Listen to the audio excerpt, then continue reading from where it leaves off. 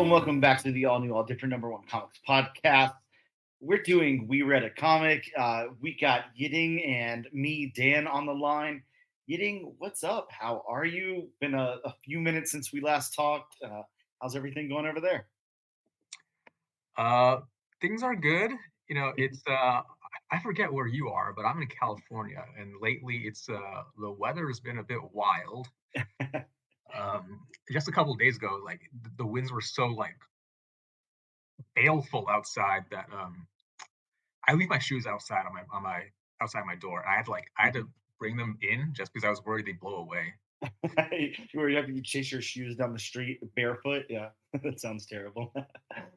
Yeah, I'm in the land of like wacky weather too. I'm in Florida, so like we're on opposite ends of the country. But yeah, I mean it's usually not like anything too crazy over here. It's just I'm sure you can relate. The kind of I don't know what you call it, subtropical climate or whatever. It's super hot all the time, and then every now and again it gets like a little too cold that you're not prepared for, and then it rains, unexpectedly every 10 minutes or so. So Yeah, yeah. I mean, I'm just like saying lately it's been very eccentric. a little crazy over there. Well, I think that that's cool, and that kind of fits the theme of what we're talking about today, anyway. So that's like a good way to open the show. Of course, excuse me. You suggested that we talk about the new Dark Horse book, Helen of Wyndhorn, and Helen of Wyndhorn is a new book by Tom King. Tom King scripting, and then like I'll completely butcher the artist's name. So if you know how to pronounce it, feel free to step in. Uh, I think, and yes, please. I could very well be wrong, but I think it's supposed to be Bilquis. Okay, Bilquis Evely or something. Yeah, something along those lines. A name that I should know. Of course, Bilquis worked on Supergirl, Woman of Tomorrow, along Great with book. Tom King and the entire rest of this creative team. So that's like another cool thing about this book. This book has a lot of cool stuff going on for it or about it or whatever. But one of the things that stands out, and I think one of the things that drew a lot of people to the book before they even like read any solicit or knew anything about the book was the creative team. Uh, you have Yeah. Tom King writing. Tom King's a great writer, of course, and I mean I'm pretty much going to pick up anything that Tom King writes. I don't know if you read Animal Pound that came out. I think it was probably about 3 months ago at this point. I read Um, the first issue. Yeah, yeah. mhm, Like you, I'm a big King head. mhm, Uh, I I try to. Yeah, I mean, I try to read everything he does. mhm. I'm behind on some of his books, but eventually I get to them. Yeah. Yeah, right. Yeah, but he's a great writer. Comes up with some great ideas, some cool fantastical stories and stuff like that. The art in this, by Bilquis is outrageous, and we'll get into that whenever we talk more about the book. But again, like sticking with that same creative team from Supergirl, Woman of Tomorrow, such like a highly acclaimed book. Everybody loves that book and everything. And ironically enough, it's what they're going to go to, to script out a movie and everything. They're going to use that story. So that book has been, kind of in the comic book headlines recently and all of that as well. So I don't think, everything. This book has like everything going for it right now, Mm. definitely. Yeah. And And it's a I was really surprised by how much yeah, it reminded me of that Supergirl series. I right, mean, it's yeah, beyond the it creative does. team. Hmm. Yeah, it really does. And I listened to an interview with Tom King, and there's not like, I mean, Tom King has done interviews, of course, but there's not like a whole lot out there on like podcasts that I'm listening to or anything where Tom King's hopping on or anything like that. But he did like this little podcast interview with somebody who has like a smaller YouTube channel and was talking about the book and all of that and gave some really cool insight. I wish I had it like handy to reference it. I'll definitely send you a link later if you want to check it out. But it was basically him, telling the story of how this came together and everything, and how he was like, look, I'll go ahead and lay it out on Front Street here. If you were into Supergirl, Woman of Tomorrow, you're going to be into this book. Like it kind of picks up where that left off in a way. It's a very different book, of course, but the storytelling and all that, and just kind of does the same thing. So I was like, wow, that's really cool. And then, to listen to the author, kind of break it down, they're like, look, there's not, you think there's all this magic and everything behind it. He's like, we have these people, these four people basically in a room together, like who created magic before. We're just gonna do it again, like no problem. Pretty crazy, but really cool. I'm really digging it. I definitely want to talk about the book. I don't know, like, usually I read a synopsis or something like that from somewhere online. And I think that that might be a smart thing to do because just trying to go into this book cold, like, might be a little hard for some people.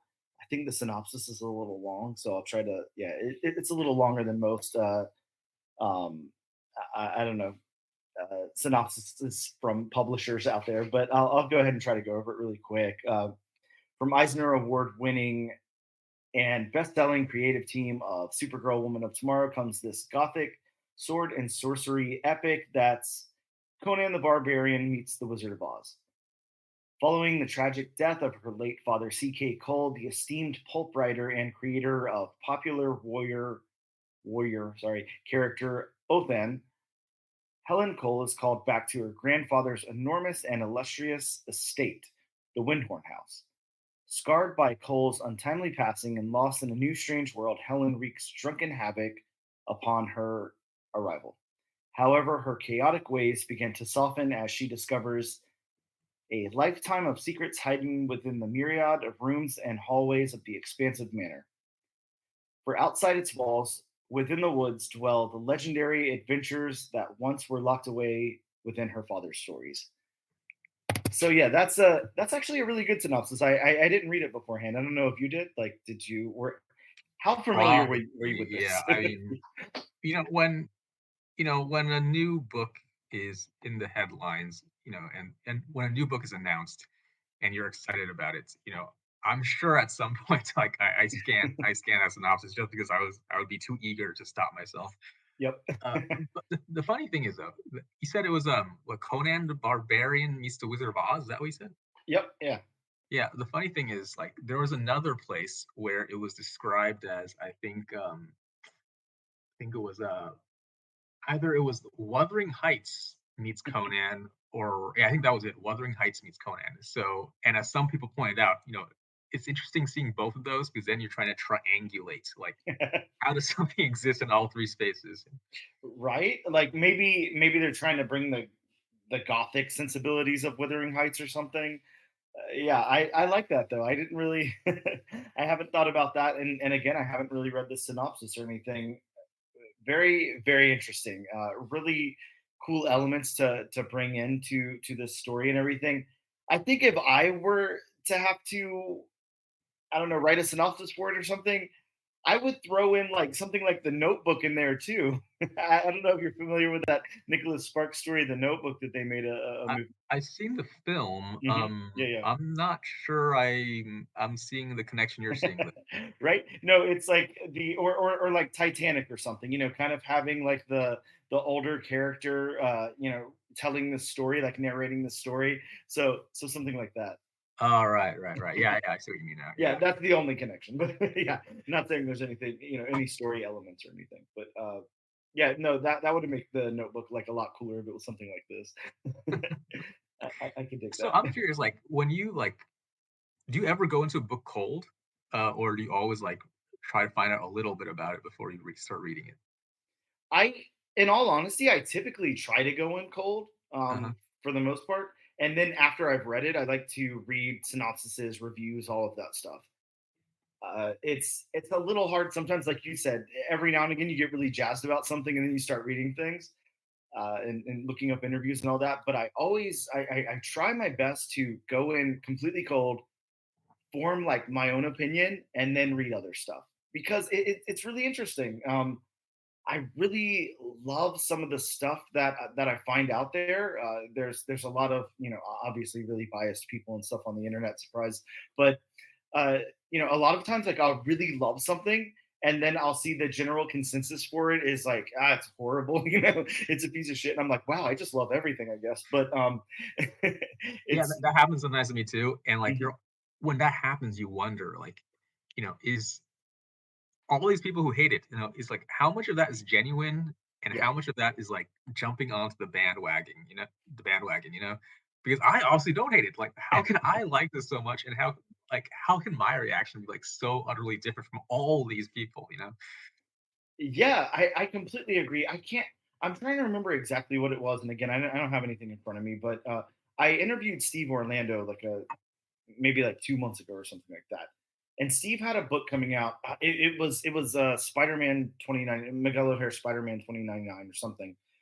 But anyways, I had just done like a deep dive on Steve Orlando stuff. So I was like knee deep in Steve Orlando. I was reading all kind of stuff, and there was one particular book, and oh God, what was it? I don't know. It was probably Scarlet Witch or something. Yes, I think it was actually. And I love that book. I absolutely love his run on Scarlet Witch. It's so good. And I don't know, just looking at reviews and stuff.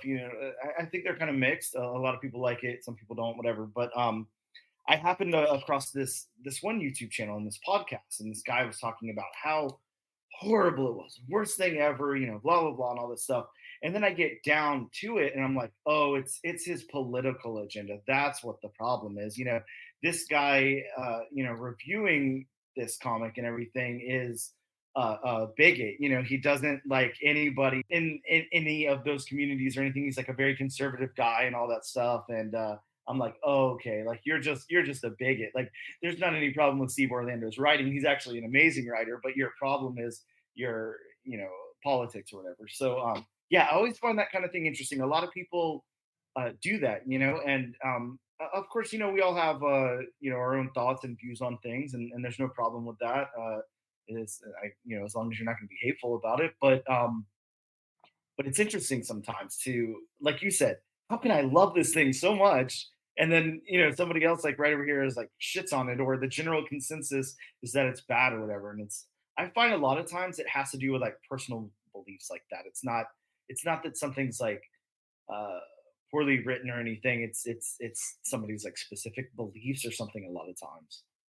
Yeah, yeah. I mean, we all bring baggage to Hmm. what we read. I mean, there's that saying by I forget who said it, but it's all criticism is autobiography. Hmm. Yeah, it's always a reflection of our own priorities. So like what Right. matters to us, what interests us. Yeah, definitely.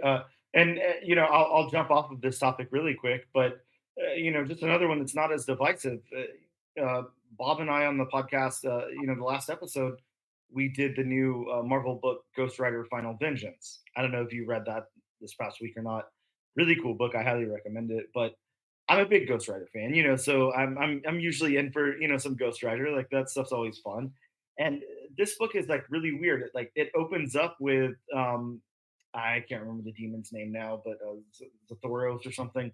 Um, but he strips Johnny Blaze of the spirit of vengeance. So he takes it and he's like, the problem here is that Johnny Blaze is using this for good and it was meant for evil. So I got to find an evil host. Cool concept. I'm totally into that. I'm like, hell yeah, that's some like '90s extreme Ghost Rider stuff or whatever. And so the really fun thing about this book, like one of the things that I absolutely loved was the spirit of vengeance. Like, it's just through the panels. It's like a 40-page book too, so it's a little bit oversized, but it just goes through like almost like a third of the book or something. It's just the spirit of vengeance in one panel going through like this character, and then there's not enough rage in this one. Let me go to the next one or whatever. And it starts off like in a movie theater, and there's actually people watching The Wizard of Oz, and it goes through all the people in the movie theater. Then it jumps on screen and goes to the characters in The Wizard of Oz. Then it jumps to a strip club and goes into a stripper, and then it's like on this like surfer, and then goes to the shark and stuff. And it's really cool, and it's a lot of fun. It's just like a great fun book. And again, like, I went into it super cold, and then I looked up some reviews and stuff, and people were just like, "This is shit. This is the dumbest thing ever. I hated it, and blah blah blah. And how could they ruin this?" And I'm like, "Wow, really?" Me and Bob loved it. Like, we had such a great time. That's so weird, but I don't know. I guess it also depends, what you're looking for in a comic. Like, are you looking for it to like change your life and say something really profound? Like, are you just looking to have some like dumb fun? Like, are you looking for a good read, something that's written well? Like, I don't know. I feel like, for me at least, sometimes I'm looking for different things, but I can usually find something that I really really like, and my main criteria is that like is this like well written, Mhm. and a lot of times like in the case of the book that we're going to cover today, Helen of Wyndhorn, I get scared when there's like a lot of dialogue in a comic. To tell you the truth, Oh, sometimes it's really? like a turn off for me. I don't know about you. Um, For this me, one really worked though, but yeah, for me, it all depends on what the dialogue is doing, like yes. what it's trying to do, what it's achieving. Yeah, so, yeah, I know what you mean. There are some books where you just want the writer to shut up, Yeah. because they are just filling it with unnecessary blah blah blah, Mhm. Um, but other times it's very necessary blah blah blah. Yeah, yeah, it really is, and it's really just how they do it, you know. So, yeah, with all that, being said, let's Yeah, let's talk about let's this not, book. Yeah, speaking let's of get blah blah blah, into it. let's Yeah, get 'cause, into this. I mean, we've only spent 15 minutes, dancing around it, but Yeah, well, this, just 15 yeah, minutes. right. This book is so cool because to me, I'm gonna pop it open. I'm gonna have it open next to me because trying to recall like every little detail of everything that happens here is going to be a little tricky, but it definitely, like I said, it kind of opens up with what happens at the beginning of Titanic, what happens at the beginning of the Curious Case of Benjamin Button, and the Notebook and stuff like that. You have like somebody kind of going back and like retelling the story to somebody else, their past or whatever, and we have this character, and I think her name is Lilith, if I remember Mhm. correctly. Yeah. Okay, and she's a governess for, like we said, the granddaughter of, or sorry, the daughter of a popular pulp writer. Um, Another little tidbit. Sorry, I have to jump out for like 1 second because I found this really cool. Tom King was inspired to write this, like kind of like the catalyst for the story itself was the real life of the creator of Conan the Barbarian. Mhm. Because and I've heard this from like a few people at this point, which is really weird. The guy came up with the character, was writing the character, everything. Just all of a sudden, one day, like out of nowhere, maybe I would assume had some like undiagnosed mental illness going on, or some depression or something. But like, just died by suicide one day, like kind of unexpected and everything, and like his family, like nobody knew what was going on. Like it was really weird and jarring. So that was kind of like the catalyst for the story itself, which I thought was really cool. But Yeah, you can definitely see echoes of that. yeah, for And sure. also Robert Howard, I think he was, he was a he was a Texan, and isn't this story also set in Texas? Yeah, yeah, yep, Yeah, it there you sure go. is. Yeah, yeah, really cool. Yeah, a lot of parallels to that, and I mean, I think probably a love letter too. It doesn't look like they're hiding that. So, um, really cool though. But yeah, we have Lilith, starting to retell the story of how she meets Helen and how she came to be the governess of Helen, and basically bring back Helen to her grandfather's estate, the Wyndhorn house, and Helen's like in bad shape when we meet Helen. Uh, I don't know if you want to start there, but yeah, like I can leave us off where where Lilith is trying to find Helen because she's like kind of MIA. She's like, where do I find this girl? I've been instructed to bring this girl back to the Wyndhorn house, and I don't even know where she is. And some people tell her like, hey, go check out this bar or whatever, and she's like, it's like a 16-year-old kid, what is she doing at a bar? And Yeah, and then where she finds her, if you want to take it there, or if not, I can take over. yeah. I mean, the whole thing is, I mean, yes, she's obviously the daughter is Helen is obviously in a very bad place, Yeah. and it generally makes me wonder, like, okay, I'm pretty sure, like, even back then, even the 40s, or I guess 30s, I guess it took place in the 30s. Mhm. Even then, it was illegal to drink alcohol at 16, right? You would think. I mean, I don't know when those laws like went into effect or anything, but yeah, I would imagine so. And so, yeah, I just find it like, but like, clearly, like, these people have no problem serving her alcohol. And, Right? and I guess the idea is that, she's like she's local, like, they all know her, they know Mhm, she's not gonna, like, snitch or, they just, they're gonna comfy in their life of, of slightly bending the law. mhm. And also, I'd like to point out here too that she's a little pushy. She's not what you would think of as like a 16-year-old girl. I mean, obviously, sorry, let me take that back a step. Not that we should assume, that everybody's different and all that, but your stereotypical, like, you're not getting like somebody who's like kind of shy, unsure of themselves or anything. She's like, she knows what she wants, and she's like, no, I want a shot, I want a pack of cigarettes. Like, she's not shy about any of that. She knows what she wants, and she's pretty pushy about getting it. Yeah, I was kind of surprised at how much leeway the Lilith gives her because Oh in the yeah. first couple of panels, like when we first see Lilith, she seems like a very like very like prim, proper, very like stern figure. Hmm, Like hmm. you would expect a stern sort of governess. But then when she meets Helen, she's sort of she just lets her have her way for the most part. Yeah, she sure does. Yeah, and I don't know. I don't know if it has anything to do with that battle, because like they'll get more into that, later on in the book and everything. But again, Helen, like, she's kind of wild. She knows what she wants, and like I was saying before, she goes to look for her in the bar and everything. Anyways, where she finds her is in jail. She's been imprisoned, and she has to, you know.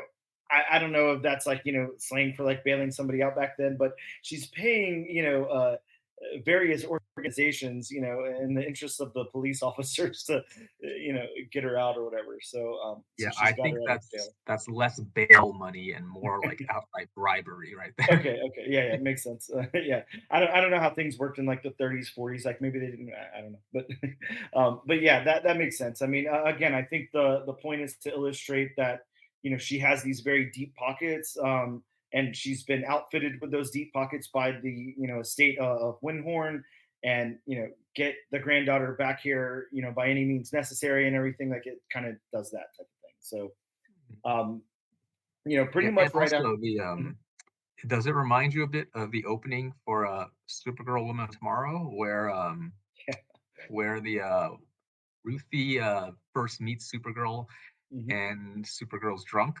Yeah, yeah, definitely. That would be like one of the, like main vibes you're getting here. Of course, aside from some of the obvious, but yeah, uh, yeah, I like that. It's really cool, and again, it's not hiding the fact that it's influenced by certain things, and then of course this creative team worked on that book. So yeah, I like the parallels of that. I think it's really cool.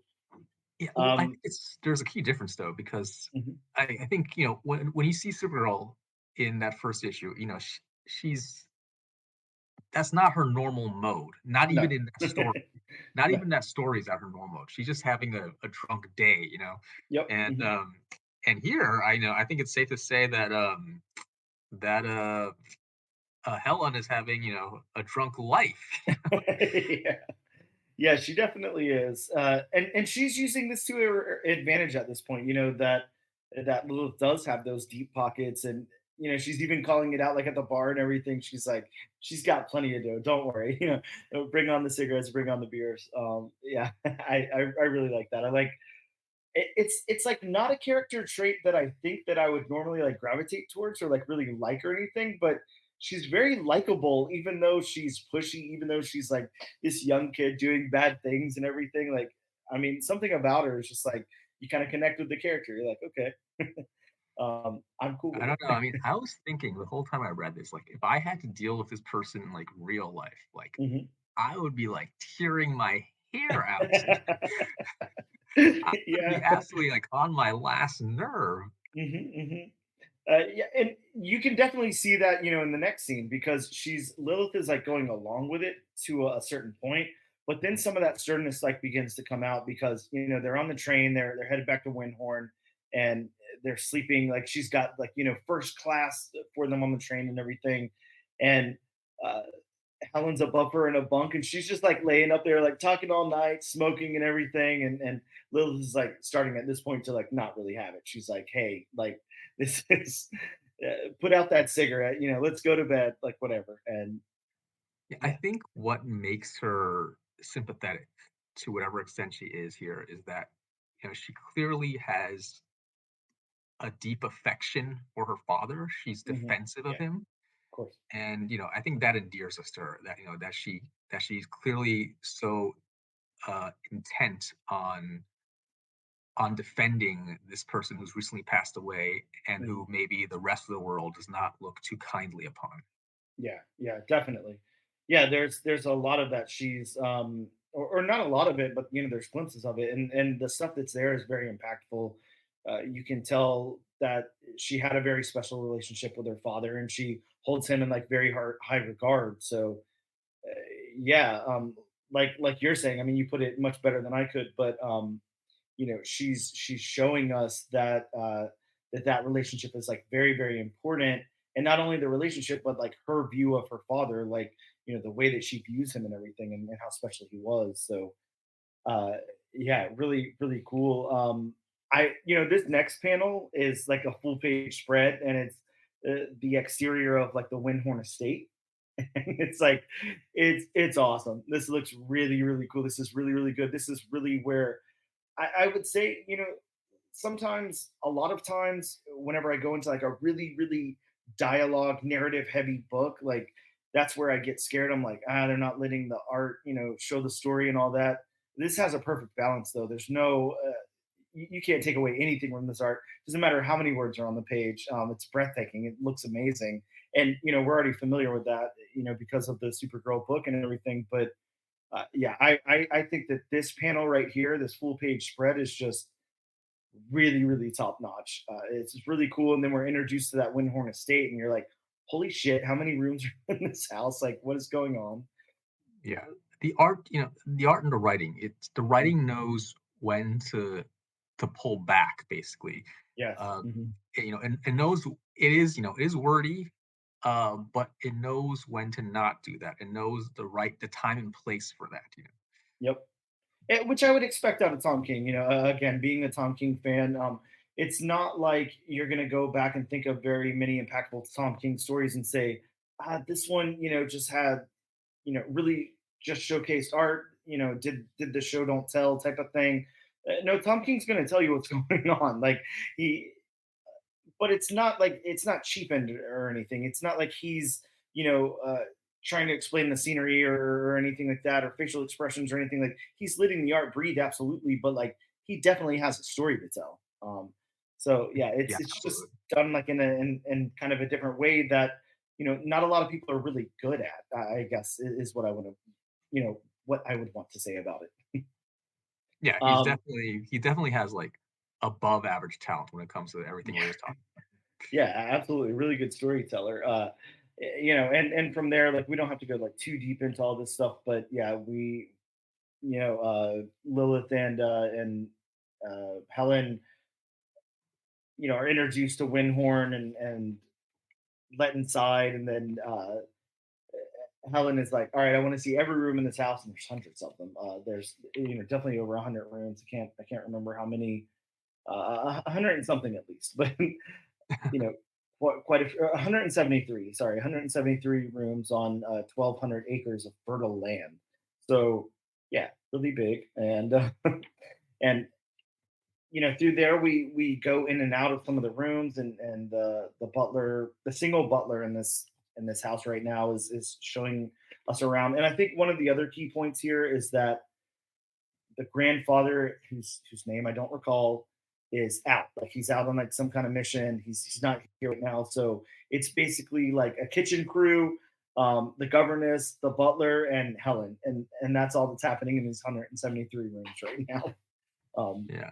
Which is And is pretty crazy.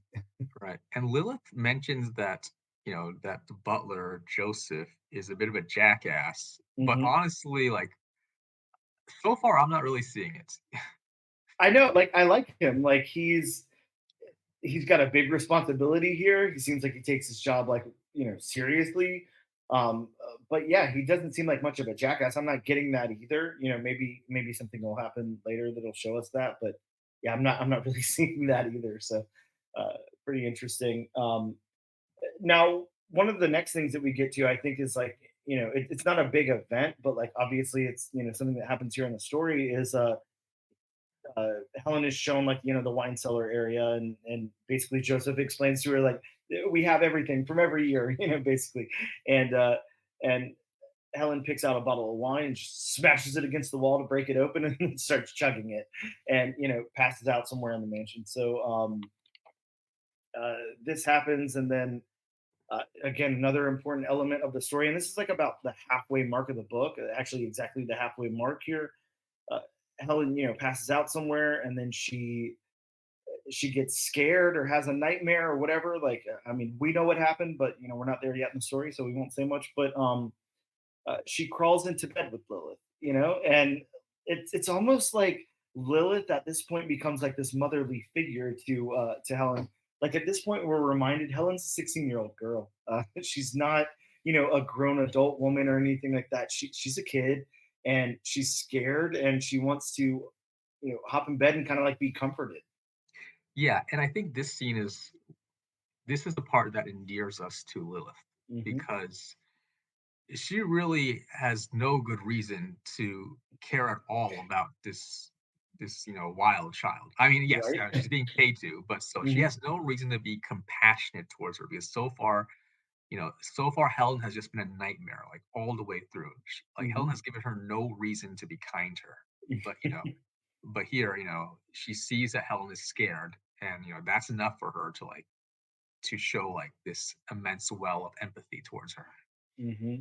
Yeah, it's really cool, and again, like you're right, it's very impactful in the book. I think that this was like a key point, and the reason for that is yeah, we're seeing a different side of both of them. We're seeing Helen become like vulnerable for the first time in the book. We're like, oh, she's got this vulnerability to her, that we didn't realize, and we're also seeing Lilith, I mean, maybe equally vulnerable, but in a different way. Just two things that we didn't really expect here because it wasn't what we saw of the characters initially. But it fits with their personalities. It fits with what we've been told so far. It's just not something that we've seen yet. And we're like, okay, there's like a turn here, and there's like this relationship that's forming, and there's this I don't know. I don't know exactly how to explain it, but it's just, yeah, it really makes you kind of care about these characters. If you were kind of half in before this point, now you're like, okay, I'm invested. Yeah, yeah, well said. And it's Yeah. also it's a very surprising turn for Lilith, I feel, because Mhm. previously, from what we've seen of her, you get the sense of the kind of character she is. And you expect her to be, the very typical, almost like stereotypical sort of like, again, stern governess, Yep. Uh, everything prior kind of leads us to expect that. I mean, she's not exactly, the friendliest person. Uh, yeah, honestly, like, she's coming off as someone like who like you half expect to turn out to be racist at any moment, Yeah. So, so yeah, and then, but but here we see, okay, no, she genuinely cares, yeah, Mhm. yes, and so yeah, just a very nice scene that really holds the whole story together. Yeah, and kind of where it goes next. Again, like it's almost going to sound like we're contradicting ourselves like a little bit, but we're not. It's just the how the story plays out. Um, but again, it's kind of the next day. Everybody gets up and everything, and uh, you know, Helen's I don't know if she passed out somewhere again or whatever. But we get this scene, and Helen, is letting Lilith know, hey, they're talking, they're having a conversation or whatever, and Helen, jumps into this like, I need a pack of cigarettes. I need some cigarettes now. And she's like, she's trying to brush it off a little bit, like, no, like you don't need to smoke, blah blah blah. It's a filthy habit, blah blah blah. And then it gets a little bit more intense. Like it escalates to a certain point where you're not expecting. Mhm. Um, and I really wasn't expecting that. I was expecting like, okay, these two have bonded, like, Helen's getting scared, going and sleeping in Lilith's bed and everything. She's going to be much more sympathetic. She's going to be like, okay, this damaged girl needs a pack of cigarettes, like whatever, but she's very, very stern. She's like, basically, calling her out for it. She's like, that's disgusting. You don't need to smoke. You need some discipline in your life, and all of this stuff. You sound desperate. It's like she's almost kind of out for blood at this point. She's like, I've had enough of this. I'm not doing this. And it's just not where I expected it to go. And I really like that. Again, it like really fleshed it out for me because again, trying to relate things to real life and all of that, whether you're in a fantastical story or not, it's the character elements that matter, and that's how nuanced people are. You and I may have like a similar situation, where unfortunately I have to go get you and bring you to your grandfather's giant rich estate or whatever, and you're being a jerk about it and all that, and you're scared and you have to come get in the bed with me, whatever. But if it comes down to that, I'm not going to be thinking about that anymore. I'm going to be like, damn it, Yiding, like stop smoking, stop doing this, like you're a kid, like what are you doing? Like those kinds of things come out, and I like that. Tom King is nuanced enough to recognize those kind of character traits, and use it to make the story move along, and use it to help us understand our relationship better. I like how very specific you got with that hypothetical. Right. I mean, I'm just calling the future as I see it, but Yeah. yeah. But here's the thing. Like again, like when I'm seeing this scene, I like. Oh well, first of all, I think the escalation is all because of they brought up her father, right? I Mhm. mean, and that's still a very touchy subject for Helen. Sure. I think that's the main reason is suddenly like explodes. Hmm. Also, again, with this scene, like I just find myself thinking, like, why are they letting her get away with all this? Like, Right. why are Lilith and Joseph like just letting her do all this? I mean, how hard can it be to like to keep a 16-year-old like in check? You know, and I guess what's going on is that like they don't have a clear understanding of like what they're allowed to do in terms of discipline because she's not because the her grandfather is not there. If he was there, they could like say, okay, let's do this to her. Let's keep her locked up in her room or whatever. But he's not there, so there's that sense of like, well, what can we do? Like, what are we actually allowed to do? We don't know what the boundaries are. And yeah, and perfect. That really makes sense. I didn't even think about that side of it. That they are, basically employees of this man, and who are they to jump in and discipline her or whatever. That's not really what he asked them to do. But circling back to what you said, how hard is it to keep like a 16-year-old in check? Getting, do you not remember like the catch me outside girl and everything? I mean, sometimes I'm sure it can be, but yeah, I don't know. I I love where the book goes after this because it's really, really cool. And this is where it like, you keep thinking you get to these little points where it turns, and like, no, now it's turned. now we're somewhere else. We're in a different book now, but it really fits the story. But we see this panel, and I want to talk about this panel for a second. I don't know if you have the book open next to you or not, but if not, hopefully you remember what I'm I talking have the about. digital version, yeah, on my screen. Okay, cool. So the next panel after we get out of that, I don't know what you call that room. Maybe they're in the library or something, but they're next to like this fire. Lilith and Helen, and they're throwing the book and everything. And then we get over to the next page, and the first panel is Helen walking down steps, um, and there's like this. I don't know, illuminated thing. I don't know how you would describe that, but again, like I don't know if you have that panel open or not, but it's like Are where you the talking about the monster? before the monster. I'm talking here. I'll see if I can get it on screen for you. Specifically, this panel right here. If that, sorry, and Okay. I'll try Yeah. to edit this Yeah, I out. see But it. Yeah. So yeah, panel yeah, two of the panel two of the page right before the monster. Okay. yes, yes. Okay. So yeah, we've got where the stairs all meet together, and then we're going down the stairs towards the entrance of the house and everything, and Helen is you know out in the woods or whatever. She's walked out in front of the house. The door's wide open, and I'm sorry, I said Helen. I meant Lilith. Lilith is at the staircase there, and she's reached out and she's got the lantern in hand and everything. And again, like I'm just trying to paint a picture here for people who don't have it in front of them. But Helen is out in the woods, and we get this great panel of her. We get the action shot of her running, as fast as she can with like the speed lines around her. I don't know what you call those, and she's screaming, "Lilith, it's here!" And Lilith is come out and tried to comfort her and everything, and Lilith is like, "Ah, you're just having like one of your crazy nightmares, daydreams, whatever, drunken stupors, like whatever it is."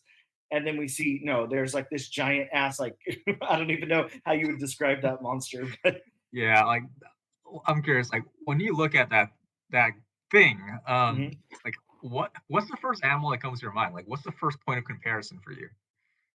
I'm gonna be honest with you. Before I saw its size, I thought it was like a bat, Yes, yes, that's what I'm saying, like, the face, right? The face, right? like, Yeah. it definitely evokes a bat, yes, And we're not seeing the horns too, because we see like it has like little horns coming out, like devil horns, or I don't know, I don't know what you call those, but the little spiky turned up horns.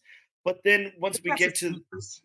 yeah, once we get to the panel underneath, we're seeing like the big like oxen type of horns, that protrude out the side of the head and go for I don't know Right. forever. And, Yeah, I think those devil horns are actually its ears, its pointy oh, are ears. those your? Oh, okay, yeah, Yeah, that makes sense. Okay, yeah, that's yeah, and okay. but Yeah, then yeah, very then you have the big vampire-esque. I horns, mean, yeah. sorry, bat-esque. Yeah, but okay, yeah, I see it now. And I love whenever we get into the monster here because again, like it looks like a bat crossed with like I don't know. Is that an ox? Is that what you call those things? So they have the big horns sticking out the side, something like that. Yeah, ox or bison. No, Yeah, that or was definitely bison or my first something. thoughts, like bat Uh crossed with ox or huh. bison Yeah, crossed with it's just a some weird demon. hybrid animal. But then you get to its hands, and that's a very important part of that next panel. Is the hands of it. It's got these like disgustingly long nails. Like they look like they're like longer than the horns on its head. They're so long, and this monster is huge once we see it in comparison to Lilith and Helen.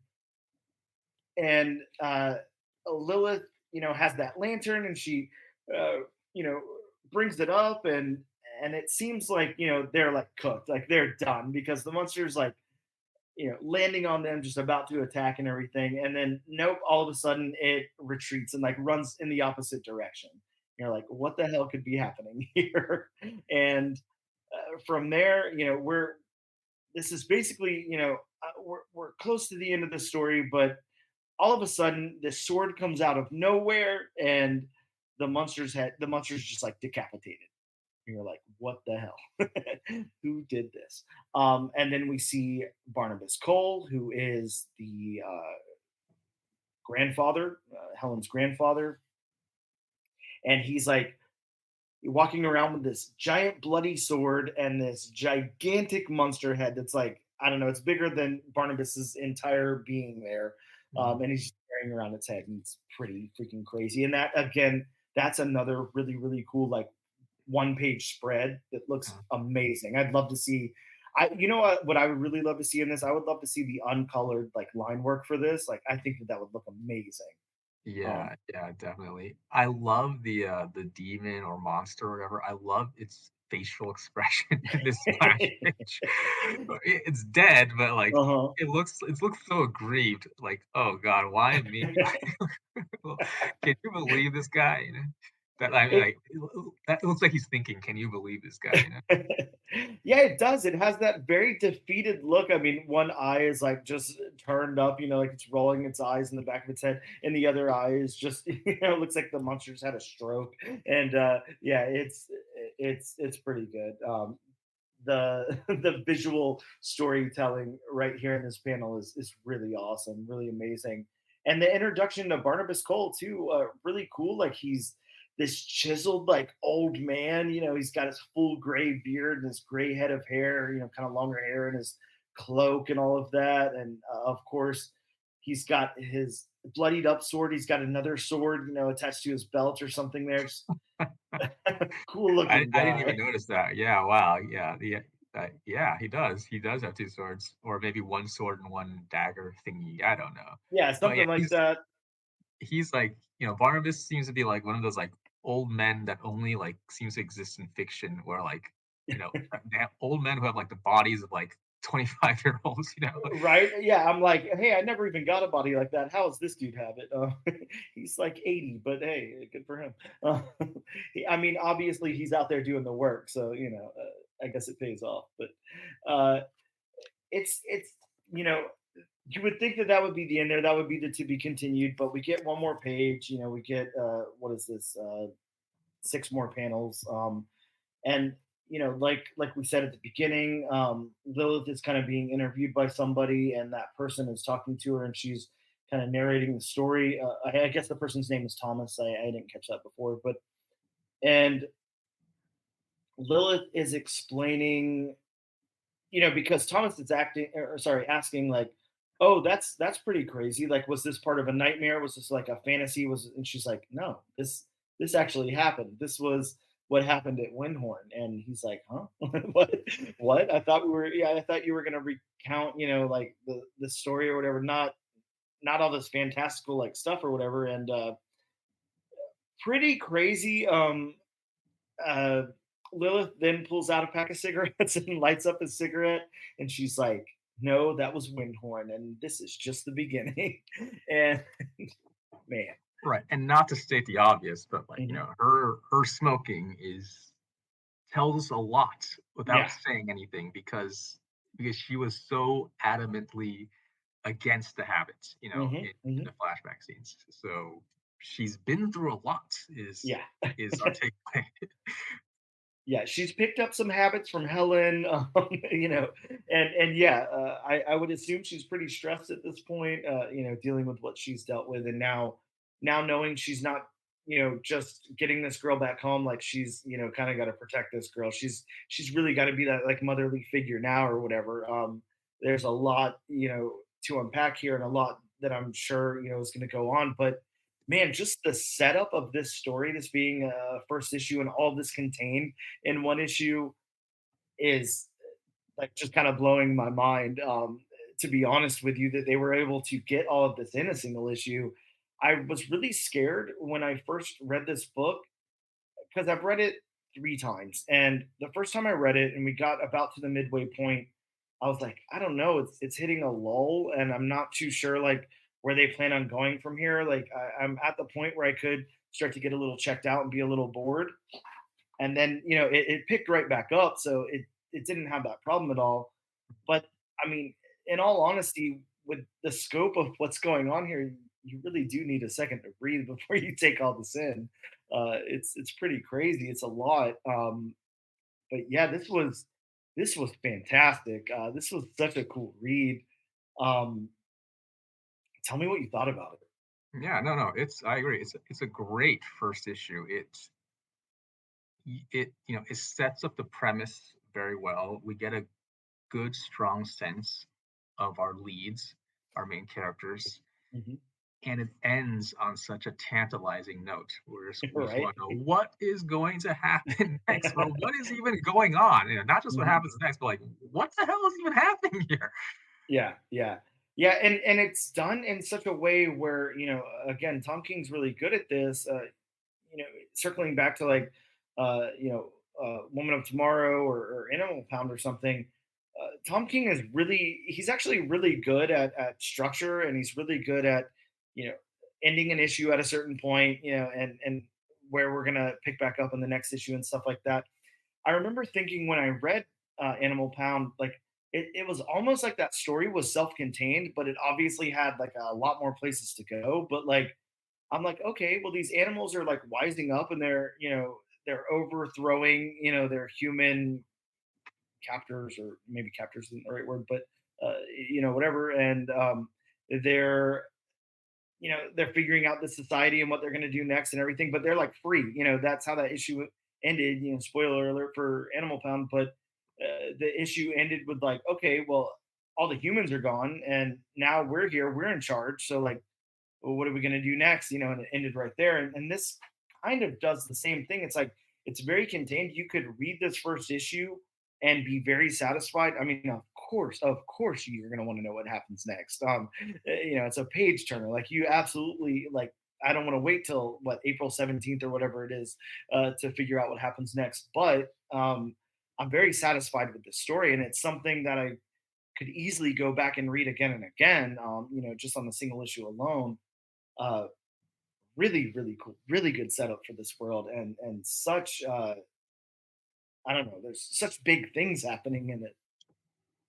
Yeah, it feels like it doesn't feel like the story's just barely started. Well, I know it does. It does, but I mean but only in a sense that this sounds like it's gonna be, like, quite a long story. It doesn't Hmm. feel like you've just only stepped into this world and now you're already stepping out, like some first issues do. Some first issues is like, you just breeze through them and, like, by the time you get to the end, you're like, you know, "That was interesting, but, like, that's it?" Like, I could have just probably just skipped right to number 2, like, issue number 2. And it's right because I think what you're saying, or at least my experience with what you're saying is now I can find like a lot of good in a lot of things. There's not there's different ways to tell stories. There's different storytellers, all of that stuff. Artists and writers work together very differently. Whatever. There's a lot of caveats going on in a comic book. We know that. The important thing that I would like to say about that is some things unfortunately do really read better in trade. They read better because you get that full story, and they're not great at tying up a single issue, but also leaving it on this huge cliffhanger to where you just have to know what's going to happen next and all of that. It's just some people don't write like that. I think of something like Saga or Why the Last Man, and those are very similar to this for me because I can read a single issue of either of those books and I am like very, very satisfied. Uh, but at the same time, when I have the full trade or omnibus or something in front of me, I'm like really happy. I'm like, I get to just keep going. This is amazing. Um, and not everybody has that. Sometimes you read a story and like you said, you're like, okay, well, I could have used a little bit more information here. I can't believe you're going to leave it on this and you expect me to be jazzed about remembering this book and then remembering to pick up a copy of issue number 2 next month and all of that, or in some cases even longer. But Tom King really, and I don't want to downplay the importance of anybody else on this book, but I'm just going to say Tom King because I'm specifically talking about the scripting and writing. He just really is really, really good at making like this self-contained story in a single issue in this huge, like, vast bigger world. I don't know, I think that it's something like not a lot of people can do. Yeah, well, with King, I think, like, one of the things he does well is, like, he can pack a lot of scenes Mhm. into a 20-page comic or however I'm not sure how exactly how long this book is, but Yeah, I don't this one in a seems a little standard oversized, to tell you the yeah, truth, but yeah. but he can pack a lot in is what I'm saying because he often goes for, like, scenes that are very short, so like Mhm. 1-page scenes, 2-page scenes, and like he just has like a whole bunch of them.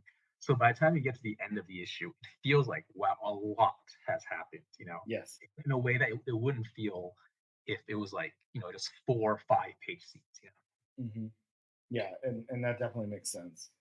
Well, before we get out of it, let's talk about the art for just a second because we've talked so much about Tom King, and it would be a huge disservice to not mention any of the other people that worked on this book. Again, if you want to hop in with pronunciations, feel free, but I'll try Bilquis Evely. This is On something we definitely should have looked up beforehand. I'm horrible at look. I could do my research all day long on pronouncing someone's name, and then the second that it comes down to it, I'm not even close. So I stumble, and I'm okay with that. But No, yeah, I'm just saying, like, we are almost certainly getting it wrong. yeah, yeah, I'm sure. Yeah. Um, But no, her art is wonderful. It's I mean, what more is there to say about it? Like, anyone who's seen Supergirl, Woman of Tomorrow, mhm. they know what we're talking about. There is this sort of like I don't know. I mean, this and maybe I'm talking on my ass here, but like there's this slightly European flair to Uh her huh. sensibility. No, I'm with you on that because I also feel the same thing. Now it does have like a flair of that, and also you would think maybe just picking up this book and not having Supergirl, Woman of Tomorrow to back it up and everything. Like maybe it's just kind of like a period piece or whatever.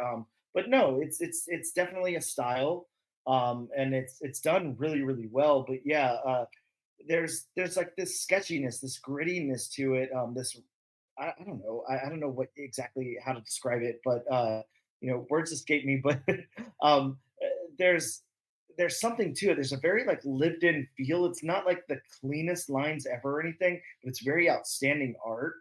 And just to be able to see, I'm not sure if this is supposed to be modern day. I would assume somewhere close to modern day or something like that in the opening scenes, and then we flash back to the 30s or whatever, or 40s, and then we also have like the pulp novel aspects of it. So there's a pretty good range of things going on with the art here.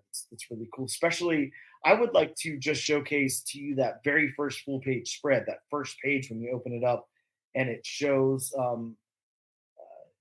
you know, who I'm guessing is supposed to be CK and Helen, stylized in some kind of weird way or whatever. But or maybe just the pulp characters of Othin or whatever his name is. But yeah, that page is so different from the rest of the book, and it's really really cool. And you get like little glimpses of it here and there whenever they show little pieces of covers of that book or whatever. Well, and I think a lot of that, also comes down to whatever the colorist is doing, to Yes. whatever Matheus Lopes is doing, I guess. Hmm. Uh, yeah, Yeah. he gives it this effect that makes it look like we're we're looking at like the cover of like some paperback or something, some old timey pulp paperback. Yes. Yeah. That stuff is done really really well, and the palette that he's using on that, it's got these like muted tones and everything that work really, really well and seem pretty time accurate to stuff I've seen from that period and everything. Uh, really, really, I don't know, just done so nice. Like I really like it a lot.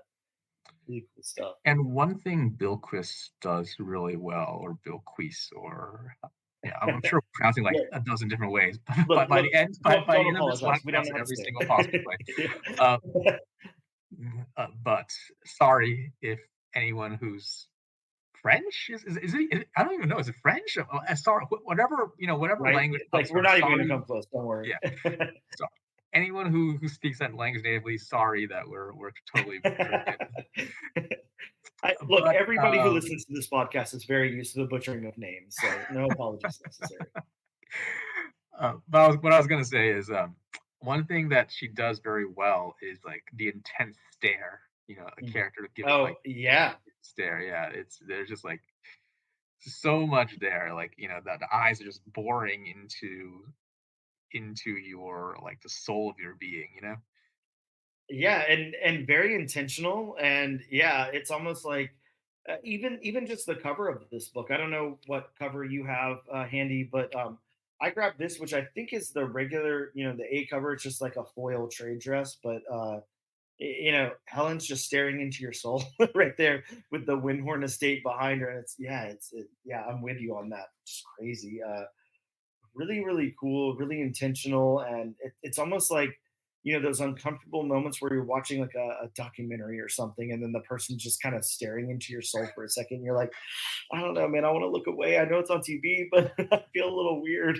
I feel too vulnerable. That's the perfect way of describing. Yeah. Yeah.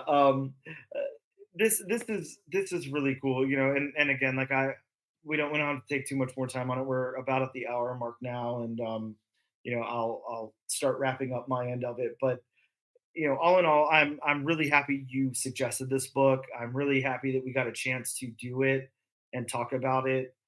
um, I think this is I can't say this about all comics. Every now and again a comic comes out and it's something like very, very special. And like I talked about at the beginning with something like Ghost Rider Final Vengeance and everything, I had such a great time reading that book. It was so fun. And I'll remember it, forever. I'll remember scenes of that and things that it was trying to do and everything. And it was impactful and I liked it. But every now and again a book like this comes along and it's just the perfect storm of everything. And again, like I'm kind of gonna relate it to something like stuff that Brian K. Vaughan does, stuff that Bendis has done, stuff that I don't know, Peter Milligan has done, that was just very impactful to me, like a Saga or Why the Last Man, Pride of Baghdad, stuff like that, the X Force run. It's really, really good. This first issue does a lot, and I I hope it doesn't fall off at all, but I'm not really scared that it does. I think that this is like planned out very, very well. And I think that it's only going to like expand it for me. And I'm really excited to read issue number 2. I think this was amazing. Yeah, one thing that surprised me was that, like, looking into this book, apparently it's actually just an 8-issue limited series, or maybe it wasn't 8, but it was, I forget the exact number, but apparently it's just, it's just something along those lines. Because Mhm. I thought it was going to be like a proper ongoing, And I don't know, maybe it's planned to be like a series of miniseries. I don't know, but in any case, I have no, I am not worried that's going to fall off a cliff because well, Tom King, he's earned my trust by this point. I mean, I don't love everything he writes, but Mhm. I usually, I know by the end of the first issue, like whether I am going to like it or not. It doesn't suddenly like Sure. shift from being great to being not so great. And Mhm. this was such a solid launch. So I'm sure I'm sure it's gonna be solid all the way through. Yeah, completely agreed. I'm excited to see where this goes. And just to say one more thing about that, before we wrap up here, I guess I hadn't really thought about it not being like a actual ongoing. I think in the back of my head it's a Dark Horse book, and it seems like they don't really go past like issue number 4 on anything. um, uh, even something as much of a staple as like Hellboy or something like that for them. It's almost like they just dip in and out of these little stories and give it a subtitle, and it's like a 4 issue like limited run or whatever on that. But yeah, I think there's a lot really cool stuff to unpack here, and again, like I'll read this again. This is really good, highly recommended. With that being said, I don't want to take up too much more of your time. We already passed the hour mark here, but thank you so much for suggesting this book. Much appreciated, and please feel free to suggest another anytime, especially if it's going to be anything like this. So. No, my pleasure. I mean, no, it was I was no, thank you for giving me the opportunity to talk about this delightful book. Before we go though, one question, like Of course. where do you think this is heading? Like by the end of the first issue, we've read the first issue. Where do you think this is going? I, uh, I it's so hard to put any expectation on it. I feel like whatever I say, it's going to take the hugest left turn. I feel like, in all honesty, I'm going to go ahead and say this. I feel like we're not going to address hardly anything that happened here on in the next issue, and I feel like we're going to develop more of Lilith and Helen's like relationship, and maybe bring the grandfather in like a little bit. Maybe there'd be like a few panels of that or something, and then he'll go away on a mission or something again. But I don't see them like diving headfirst into the fantastical part of it in the next issue.